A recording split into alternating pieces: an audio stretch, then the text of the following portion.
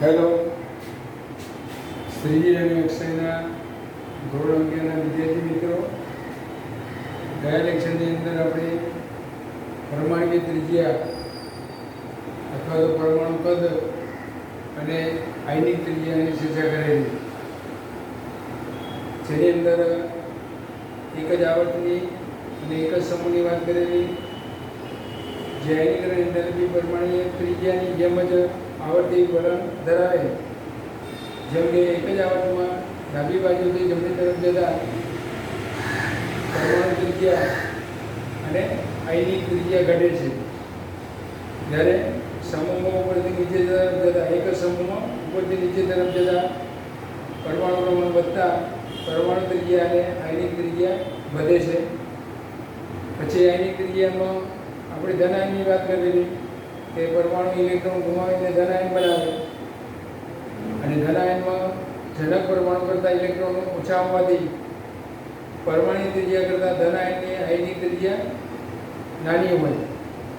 જ્યારે તત્વનો પરમાણુ ઇલેક્ટ્રોન પ્રાપ્ત કરીને સ્વીકાર કરીને ઋણાયન બનાવે, જેમાં જનક પરમાણુ કરતાં ઇલેક્ટ્રોન વધારે, તેથી ઇલેક્ટ્રોનનું કેન્દ્ર તરફ આકર્ષણ ઘટે એટલે એ દ્વિતીયાયનીકરણ એન્થાલ્પીનું મૂલ્ય એ એના જનક પરમાણુની પરમાણુ ત્રિજ્યા કરતાં ઓછું હોય.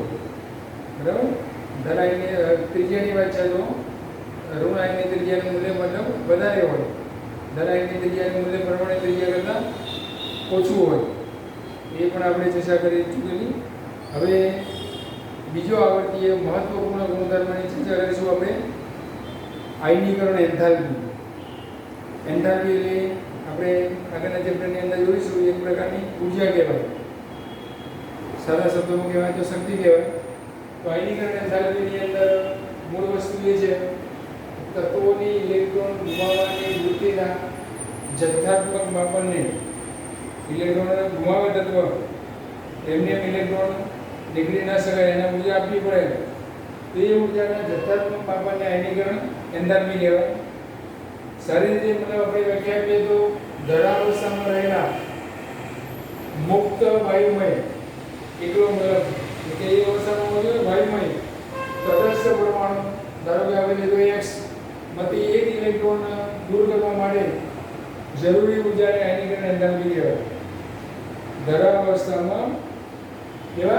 ધરાવસ્થામાં રહેલા મુક્ત વાયુમય પરમાણુમાંથી એક ઇલેક્ટ્રોન દૂર કરવા માટે જરૂરી આપવી પડતી અથવા તો જરૂરી ઉર્જાને આયનીકરણ એન્થાલ્પી કહે છે. હવે તત્વ x ની, ધારો કે આપણે તત્વ x લઈએ, એની આયનીકરણ એન્થાલ્પી નીચેના સમીકરણમાં વર્ણવેલ પ્રક્રિયા માટેનો એન્થાલ્પી ફેરફાર, જેને આપણે કહીશું ડેલ્ટા Hi, ડેલ્ટા H અને સ્મોલ i. જો વ્યાખ્યા પ્રમાણે મુક્ત પરમાણુ છે વાયુમય અવસ્થામાં x ગેસ, એની અંદરથી આપણે ઉર્જા આપીએ ડેલ્ટા Hi જેવી એન્થાલ્પી ફેરફાર, તો એની અંદર x ધન બને વાયુ અવસ્થામાં અને ઇલેક્ટ્રોન દૂર થાય. એ ઇલેક્ટ્રોન દૂર કરવા માટે આપણી પડતી ઉર્જાને મતલબ આપણે આયનીકરણ એન્થાલ્પી સમીકરણની અંદર એન્થાલ્પી ફેરફાર ડેલ્ટા Hi જેટલો હોય છે, જેનું મૂલ્ય આપણે દાખલાઓ વગેરેની અંદર આગળના ચેપ્ટરમાં ચર્ચા કરીશું તો કિલો જૂલ પ્રતિ મોલમાં દર્શાવવામાં આવે છે. વધારે હોય એટલે કિલો જૂલ પ્રતિ મોલમાં દર્શાવવામાં આવે છે. હવે આગળ આપેલા મતલબ તત્વ અથવા તો આપણે એના આપણે કહીશું આયન, એ આયનની અંદર એક ઇલેક્ટ્રોન આપણે દૂર કર્યો એટલે એને કહીશું આપણે પ્રથમ આયનીકરણ એન્થાલ્પી. હવે એ આયનમાંથી બીજો કેવો નિર્બળ રીતે આકર્ષાયેલો ઇલેક્ટ્રોન ઓછી ઉર્જા આપવી પડે, તો એવો ઇલેક્ટ્રોન દૂર કરવા માટે જરૂરી ઉર્જાને મતલબ આપણે કહીશું દ્વિતીય આયનીકરણ એન્થાલ્પી. એને શું કહીશું? દ્વિતીય આયનીકરણ એન્થાલ્પી. તો જો અહીંયા x ધન આયન બનેલો, એમાંથી સૌથી નિર્બળ રીતે જોડાયેલો ઇલેક્ટ્રોન દૂર થશે, એટલે શું થશે? પ્લસમાંથી પ્લસ એટલે +1 માંથી +2 થશે, એટલે દ્વિતીય આયનીકરણ એન્થાલ્પી કહેવાય. હવે અહીંયા વાત એ છે કે દ્વિતીય આયનીકરણ એન્થાલ્પીનું મૂલ્ય પ્રથમ આયનીકરણ એન્થાલ્પી કરતાં વધારે હોય, કારણ કે પ્રથમ આયનીકરણ એન્થાલ્પીની અંદર મૂળ પરમાણુ તટસ્થ પરમાણુમાંથી એક ઇલેક્ટ્રોન દૂર થાય, જ્યારે દ્વિતીયાનીકરણ એન્થાલ્પીમાં બીજો ઇલેક્ટ્રોન દૂર થાય ધન આયનમાંથી થાય તો એ ધન આયનનો ઇલેક્ટ્રોન કેન્દ્ર સાથે મતલબ વધારે આકર્ષિત થયેલો ઇલેક્ટ્રોનની સંખ્યા ઓછી, કેન્દ્રનો વીજભાર વધારે, એટલે એ ઇલેક્ટ્રોન કેન્દ્ર સાથે વધારે આકર્ષિત થયેલો હોય એને દૂર કરવા માટે વધારે ઊર્જા આપવી પડે. એટલે પ્રથમ આયનીકરણ એન્થાલ્પી કરતાં દ્વિતીય આયનીકરણ એન્થાલ્પીનું મૂલ્ય વધારે હોય. એ જ રીતે દ્વિતીય આયનીકરણ એન્થાલ્પી કરતાં તૃતીય આયનીકરણ એન્થાલ્પીનું મૂલ્ય વધારે હોય. અને એ પ્રમાણે ત્યારબાદ પછીની મતલબ આયનીકરણ એન્થાલ્પીના મૂલ્યો ક્રમશઃ વધતા જાય. દ્વિતીય કરતાં તૃતીય, તૃતીય કરતાં ચતુર્થ. હવે આપણે આયનીકરણ ઊર્જાનો સ્તર આપેલો ના હોય, દ્વિતીય, પ્રથમ કે તૃતીય એમાં આપણને ના હોય તો આયનીકરણ એન્થાલ્પીને આપણે કહીશું હંમેશા પ્રથમ આયનીકરણ એન્થાલ્પી. હવે પછીની જે ચર્ચા કરીશું એ હંમેશા પ્રથમ આયનીકરણ એન્થાલ્પીની આવે. એ પ્રશ્ન પૂછી શકે કે પ્રથમ આયનીકરણ એન્થાલ્પી કરતાં દ્વિતીય આયનીકરણ એન્થાલ્પી અને દ્વિતીય આયનીકરણ એન્થાલ્પી કરતાં તૃતીય આયનીકરણ એન્થાલ્પીનું મૂલ્ય વધારે હોય તો આ પેરેગ્રાફ આપણે લખી દેવાનો વ્યાખ્યા સહિત. બરાબર, 2 કે 3 નંબરમાં આવે. હવે આપણે સમૂહ અને આવર્તની અંદર આયનીકરણ એન્થાલ્પીના મૂલ્યના વલણમાં શું ફેરફાર થાય એના માટે નવો પોઈન્ટ લેવો પડશે, જેને કહીશું આપણે શિલ્ડિંગ અસર અથવા તો સ્ક્રીનિંગ અસર વિશે ચર્ચા કરીએ છીએ. કે આયનીકરણ એન્થાલ્પીના મહત્તમ મૂલ્યો, આયનીકરણ એન્થાલ્પીના વધારે મૂલ્યો શેમાં હોય આવર્ત કોષ્ટકની અંદર? તો ઉમદા વાયુઓના આયનીકરણ એન્થાલ્પીના મૂલ્યો સૌથી વધારે હોય. એનું કારણ આપીએ તો એની ઇલેક્ટ્રોન રચના સંપૂર્ણ ભરાયેલી હોય. સંપૂર્ણ ભરાયેલી હોય તો એને એમાંથી ઇલેક્ટ્રોન દૂર કરવા માટે વધારે ઊર્જા આપવી પડે. એટલે કે સ્થાયી ઇલેક્ટ્રોન રચના ધરાવે છે ઉમદા વાયુના તત્વો, આપણે જાણીએ છીએ. તેથી ઉમદા વાયુની આયનીકરણ એન્થાલ્પીના મૂલ્યો આવર્ત કોષ્ટકમાં સૌથી વધારે એ સમૂહના હોય. જ્યારે આવર્ત કોષ્ટકની અંદર સૌથી ઓછા મૂલ્યો કોના હોય? આલ્કલી ધાતુ તત્વોના. તો આલ્કલી ધાતુ તત્વોની વાત કરીએ તો એની અંદર લિથિયમથી સીઝિયમ તરફ જઈએ તો બાહ્ય કક્ષાના ઇલેક્ટ્રોનની સંખ્યા વધતી જાય, મુખ્ય ક્વોન્ટમ વધે એટલે ઇલેક્ટ્રોનથી કેન્દ્રનું અંતર વધે, આકર્ષણ ઓછું થાય એટલે આયનીકરણ એન્થાલ્પીનું મૂલ્ય ઘટે. બરાબર, પરંતુ આપણે આવર્તની વાત કરીએ તો ઉમદા વાયુ તત્વોની મતલબ આયનીકરણ એન્થાલ્પીના મૂલ્યો ન્યૂનતમ, જ્યારે આલ્કલી ધાતુ તત્વોને આયનીકરણ એન્થાલ્પીના મૂલ્યો અને મહત્તમ ઉમદા વાયુઓના આલ્કલી ધાતુ તત્વોના આયનીકરણ એન્થાલ્પીના મૂલ્યો નીચા હોય છે. ન્યૂનતમ એટલે કે નીચા હોય છે. નીચા હોવાને કારણે જે સક્રિય હોય અને સક્રિય હોવાના કારણે પ્રતિક્રિયાત્મકતા ધરાવે છે, સરળતાથી રાસાયણિક પ્રતિક્રિયા કરી શકે. હવે આપણે મહત્વનો પોઈન્ટ સમૂહને આવર્તની ચર્ચા કરવા માટે સ્ક્રીનિંગ અસરની વાત કરીએ કે તત્વોની આયનીકરણ એન્થાલ્પી અને પરમાણ્વીય ત્રિજ્યા એકબીજા સાથે ગાઢ રીતે સંકળાયેલા ગુણધર્મો છે. પરમાણ્વીય ત્રિજ્યા ઘટે તો આયનીકરણ એન્થાલ્પીનું મૂલ્ય વધે, પરમાણ્વીય ત્રિજ્યા વધે તો આયનીકરણ એન્થાલ્પીનું મૂલ્ય ઘટે. એટલે એકબીજા સાથે ગાઢ રીતે સંકળાયેલા છે. તો આ વલણોને સમજવા માટે આપણે 2 બાબતોને ધ્યાનમાં લેવી પડશે. એક છે ઇલેક્ટ્રોન અને કેન્દ્ર તરફનું, ઇલેક્ટ્રોનનું કેન્દ્ર તરફનું આકર્ષણ. કઈ જગ્યાએ આપણે ખાલી ઇલે લખીશું આપણે તો ઇલે એટલે સમજવાનું ઇલેક્ટ્રોન, એટલે ઇલેક્ટ્રોન અને કેન્દ્ર તરફનું આકર્ષણ. બીજું ઇલેક્ટ્રોન લખીશું ઇલે તો વાંચવાનું શું? ઇલેક્ટ્રોન વચ્ચેનું અપાકર્ષણ બળ. અસમાન વીજભાર ધન કેન્દ્ર અને ઋણ ઇલેક્ટ્રોન તો વચ્ચે આકર્ષણ થાય. બંને ઇલેક્ટ્રોનો તો વચ્ચે શું થાય? સમાન વીજભાર એટલે અપાકર્ષણ થાય. તો આ 2 બાબતોને આપણે ધ્યાનમાં લઈશું. હવે તત્વોની અંદરની કક્ષામાં આવેલા ઇલેક્ટ્રોન, એ ઇલેક્ટ્રોન કેન્દ્ર અને સંયોજકતા ઇલેક્ટ્રોન વચ્ચે આવેલા હોવાથી તે સંયોજકતા ઇલેક્ટ્રોનને કેન્દ્રથી પરિરક્ષિત કે આવરિત કરે છે. જેમ કે મતલબ આપણે આલ્કલી ધાતુ તત્વોની વાત કરીએ કે લિથિયમ હોય, બરાબર, તો એની અંદર એક કક્ષા ભરેલી હોય, બીજી કક્ષામાં એક ઇલેક્ટ્રોન હોય. પછી લિથિયમથી મતલબ આપણે લઈએ સોડિયમ, તો એની અંદર 2 કક્ષાઓ ભરેલી હોય, ત્રીજી કક્ષામાં એક ઇલેક્ટ્રોન હોય, 2s1 અને એ શું આવશે 3s1, એ રીતે 4s1 5s1. તો વાત શું છે અહીંયા કે તત્વની અંદરની કક્ષામાં, આંતરિક કક્ષાઓ જે સંપૂર્ણ ભરેલી છે તો એ ઇલેક્ટ્રોન જે છે એ ઇલેક્ટ્રોન ક્યાં આગળ છે? કેન્દ્ર અને બહારના ઇલેક્ટ્રોન આપણે કહીશું બાહ્યતમ ઇલેક્ટ્રોન અથવા તો સંયોજકતા ઇલેક્ટ્રોન વચ્ચે એ ભરાયેલી કક્ષકોના ઇલેક્ટ્રોન આવેલા છે. તેથી તે મતલબ આવેલા હોવાથી તે સંયોજકતા ઇલેક્ટ્રોનને શું કરે છે? કેન્દ્રથી પરિરક્ષિત કરે છે. વચ્ચે મતલબ આવરણ પ્રભાવ દર્શાવે.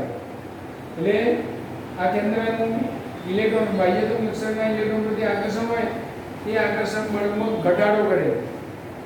તે ઘટાડાને આપણે કહીશું સ્ક્રીનિંગ અસર અથવા તો આપણે જનરલી વાત કરીએ શિલ્ડિંગ અસર. એટલે કે પરિરક્ષિતને આવરિત કરે છે. આ અસરને મતલબ આપણે શું કહીશું? શિલ્ડિંગ અસર અથવા તો સ્ક્રીનિંગ અસર કહેવાય. સ્ક્રીનિંગ અસરને કારણે પરમાણુના સંયોજકતા ઇલેક્ટ્રોન માટે અસરકારક કેન્દ્રીય વીજભાર કેન્દ્રમાં રહેલા વાસ્તવિક કેન્દ્રીય વીજભારથી ઓછો થાય છે. એટલે સ્ક્રીનિંગ અસર એટલે શું? શિલ્ડિંગ પ્રભાવ અથવા તો સ્ક્રીનિંગ અસર એટલે અંદરના ઇલેક્ટ્રોન હોય તે અંદરના ઇલેક્ટ્રોનના કારણે શિલ્ડિંગ અસર ઉત્પન્ન થાય. એ શિલ્ડિંગ અસરના કારણે સંયોજકતા ઇલેક્ટ્રોનનું કેન્દ્ર તરફનું આકર્ષણ બળ જે વાસ્તવિક હોય એના કરતાં ઓછું થાય, જેને આપણે કહીશું શિલ્ડિંગ અસર. એટલે ઓછું થાય છે અને કેન્દ્રીય વીજભારથી મતલબ ઓછો થાય અસરકારક. શિલ્ડિંગ અસરના કારણે જે સંયોજકતા ઇલેક્ટ્રોનનું કેન્દ્ર તરફનું આકર્ષણ હોય એને શું કહીશું આપણે? અસરકારક કેન્દ્રીય વીજભાર. જ્યારે વાસ્તવિક કેન્દ્રીય વીજભાર કરતાં અસરકારક વીજભાર ઘટે તો એની આયનીકરણ એન્થાલ્પીનું મૂલ્ય ઘટે. એના માટે ઉદાહરણ આપ્યું છે કે લિથિયમ. એ લિથિયમની 2s કક્ષક 2s કક્ષકના ઇલેક્ટ્રોન તેની અંદરની શું હશે? 1s2. લિથિયમની ઇલેક્ટ્રોન હતા 1s2.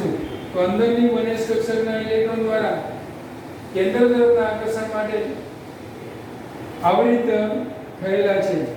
આ 2s કક્ષકનો ઇલેક્ટ્રોન એ 1s કક્ષકના બે ઇલેક્ટ્રોન દ્વારા આવરિત થયેલો છે.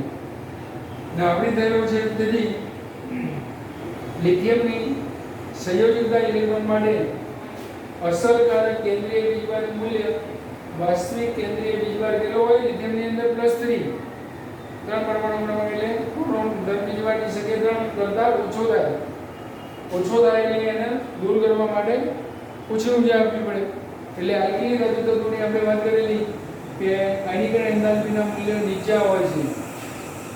એ જ રીતે શિલ્ડિંગ અસરની અસરકારકતા જેમ વધારે ત્યારે પરમાણુની આંતરિક કક્ષાઓ સંપૂર્ણ ભરાયેલી હોય. શિલ્ડિંગ અસરની અસરકારકતા ક્યારે વધારે હોય? જ્યારે અંદરની કક્ષાઓ સંપૂર્ણ ભરાયેલી હોય અને વધારે હોય. તો લિથિયમની આપણે સીઝિયમ તરફ જઈએ એમ ભરાયેલી કક્ષકોની સંખ્યા વધે અને દરેકની બાહ્યતમ કક્ષકની અંદર આપણે જાણીએ 1 ઇલેક્ટ્રોન હોય. તો લિથિયમથી આપણે સીઝિયમ તરફ જઈશું તો શિલ્ડિંગ અસર વધે. શિલ્ડિંગ અસર વધે એટલે સંયોજકતા ઇલેક્ટ્રોનનો અસરકારક કેન્દ્રીય વીજભાર એ વાસ્તવિક વીજભાર કરતાં ઘટે. તેથી મતલબ આયનીકરણ એન્થાલ્પીનું મૂલ્ય ઘટે છે. એટલે કે આલ્કલી ધાતુઓમાં આ પ્રકારની સ્થિતિ જોવા મળે છે જેમાં બાહ્યતમ કક્ષામાં NS કક્ષકમાં 1 જ ઇલેક્ટ્રોન હોય અને બાકીની આપણે ઇલેક્ટ્રોન રચના દર્શાવીએ તો જે તે મતલબ ઉમદા વાયુ કમ્પ્લીટ કરી પાછળની સંયોજકતા ઇલેક્ટ્રોન રચના દર્શાવીએ. જેમ કે લિથિયમ તો હિલિયમ કમ્પ્લીટ 2s1, સોડિયમ તો નિયોન કમ્પ્લીટ 3s1, આર્ગોન તો મતલબ સોડિયમ પછી પોટેશિયમ આવે તો પોટેશિયમ માટે શું કરીએ છીએ આપણે? Argon complete 4s1. એ રીતે મતલબ અંદરની મતલબ કક્ષાઓની સંખ્યા સંપૂર્ણ ભરેલી કક્ષાઓની સંખ્યા વધે એટલે અસરકારક શિલ્ડિંગ અસર વધે. શિલ્ડિંગ અસર વધે એટલે અસરકારક કેન્દ્રીય વીજભાર વાસ્તવિક કેન્દ્રીય વીજભાર કરતાં ઘટે. તેથી આયનીકરણ એન્થાલ્પીનું મૂલ્ય ઘટે. જ્યારે ઉમદા વાયુની અંદર કેન્દ્રીય વીજભાર મતલબ એની બાહ્યતમ ઇલેક્ટ્રોન રચના સંપૂર્ણ ભરેલી હોય, શિલ્ડિંગ અસર હોય તે છતાં સંપૂર્ણ ભરેલી હોય એટલે ઉમદા વાયુની આયનીકરણ એન્થાલ્પીના મૂલ્યો મહત્તમ હોય બીજા બધા તત્વો કરતાં. હવે આપણે આગળ ચર્ચા કરીશું. એ ચર્ચાની અંદર એક જ આવર્તમાં ડાબી બાજુથી જમણી તરફ જતા આયનીકરણ એન્થાલ્પીમાં થતો ફેરફાર શું છે અને જણાવો, એનું કારણ આપો. એ રીતે સમૂહની અંદર શું વૈજ્ઞાનિક ફેરફાર થાય આયનીકરણ એન્થાલ્પીમાં? વધે છે કે ઘટે છે એ સમજાવો, અને એના માટેનો મતલબ શિલ્ડિંગ અસરથી એનું કારણ સમજાવો. પછી થોડા મતલબ આયનીકરણ એન્થાલ્પીમાં અપવાદ જોવા મળશે. અપવાદની અંદર આપણે કારણની ચર્ચા કરીશું કે લિથિયમ, બરાબર, એક જ બીજા વર્ગની અંદર લિથિયમ, પછી અહીંયા બેરિલિયમ આવશે અને બોરોન. તો આ એક જ આવર્તના તત્વો છે. તો એ આવર્તના તત્વોની અંદર આયનીકરણ એન્થાલ્પી આપણે કારણ જણાવીએ કે આયનીકરણ એન્થાલ્પીનું મૂલ્ય ઘટે, પરંતુ અહીંયા બેરિલિયમ આયનીકરણ એન્થાલ્પીનું મૂલ્ય વધે. લિથિયમ કરતાં બેરિલિયમની આયનીકરણ એન્થાલ્પીનું મૂલ્ય વધારે, બેરિલિયમ કરતાં બોરોનની આયનીકરણ એન્થાલ્પીનું મૂલ્ય વધુ હોવું જોઈએ. પરંતુ અપવાદ છે કે બેરિલિયમ કરતાં બોરોનની આયનીકરણ એન્થાલ્પીનું મૂલ્ય ઓછું છે.